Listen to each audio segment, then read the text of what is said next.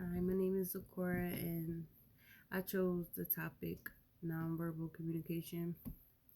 Nonverbal communication really sits with me because I love to communicate. Um, I'm very observant, so I pay attention to your body language, the tone of your voice, the energy, your posture, hand gestures, like any facial expressions. I just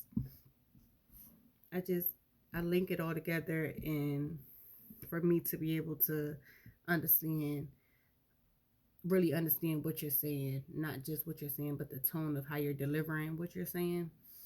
Um, I really like to get deep in conversation, like down.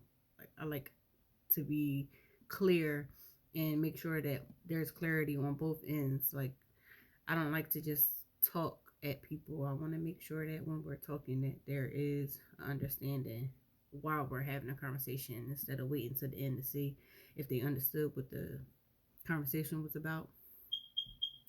Um,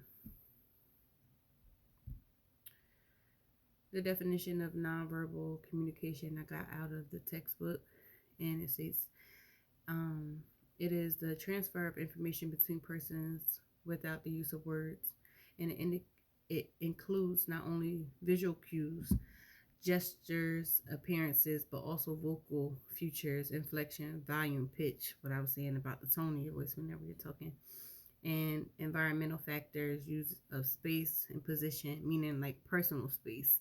Um, Invading somebody's personal space can, especially while having a conversation, being too close may make them feel uncomfortable, and now they may not be listening to the conversation anymore. They might be more so worried about the distance between the two, or even if you're far away from a person while you're speaking, they may perceive it as you're not interested in a conversation, or they might look at it as if something might be wrong with them as to why you're so far away while they're speaking to you or whatever. But personal space is a part of nonverbal communication. Um, Facial expressions, head movement, body postures, and other things are all a part of nonverbal communication. I chose to study off of qualitative um, a qualitative study, and it was just a dialogue between persons, and it really sat with me. So it says I really felt there wasn't there wasn't significant attention being paid to the important subject of nonverbal communication. Nonverbal behavior tells you more about what people think, feel, and do than anything they have to say. And that's why I feel like actions speak louder than words. Um, it seems you can tell a lot about what your friend and complete strangers are really thinking by just sitting back and watching. And that's me. I like to sit back and observe. I like to read the room.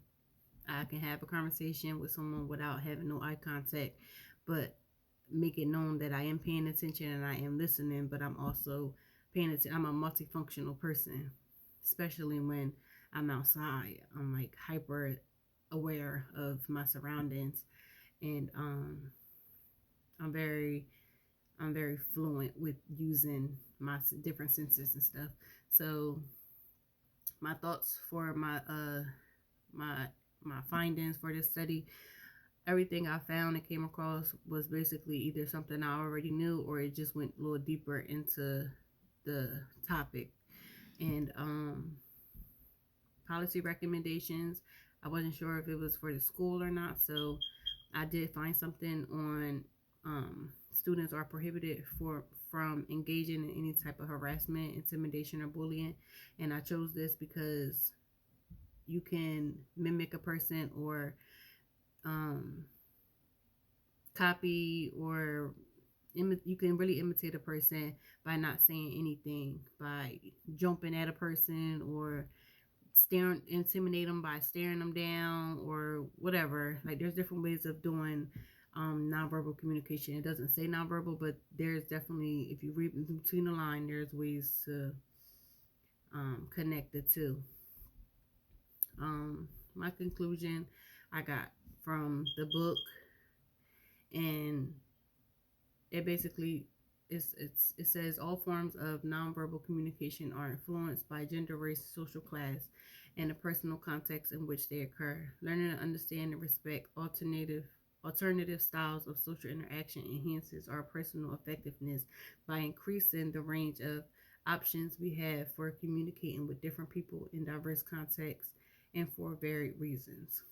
So I think that kind of describes me to the T, and communicating my question, the answers.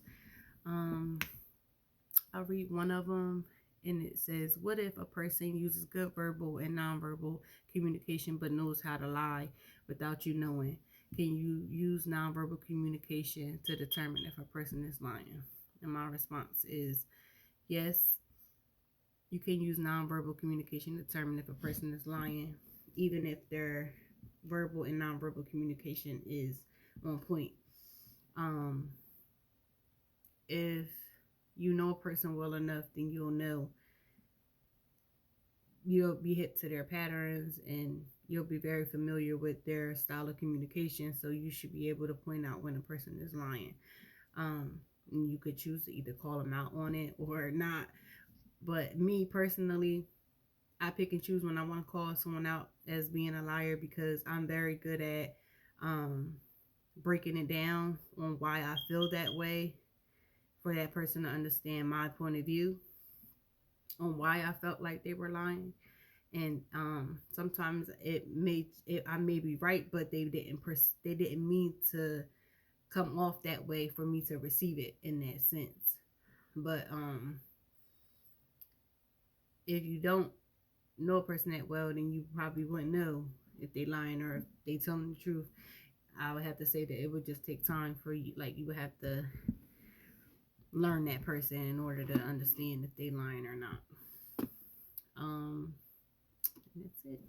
Thank you for listening.